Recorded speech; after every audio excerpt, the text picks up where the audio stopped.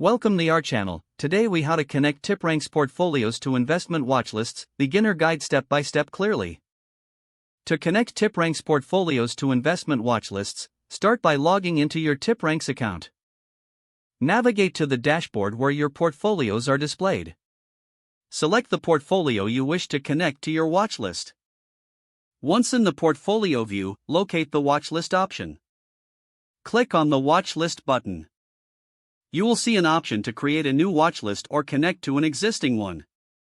If you want to create a new watchlist, select the Create New Watchlist option. Enter a name for your watchlist in the provided field. After naming your watchlist, confirm by clicking Save. To connect the portfolio to an existing watchlist, choose the desired watchlist from the list. Ensure that the investments you want to track are included in your portfolio. Select the specific investments you wish to monitor. Click the Add to Watchlist button. Now you will see the investments reflected in your watchlist.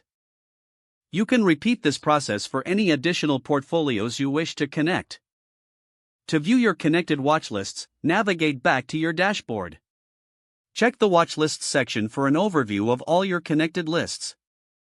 You are now successfully connected your TipRanks portfolios to your investment watchlists. This will allow you to track your investments more effectively. If the page does not load, refresh the browser or try again in a private or incognito window. Make sure you are using the correct email address, then retype it carefully to avoid small typos.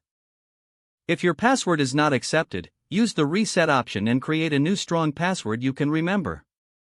Check your spam folder for verification or security emails, then complete any requested confirmation steps.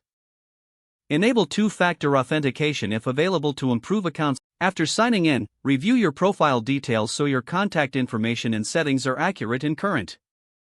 If you see an error message, note it down and try again after restarting your device and internet connection.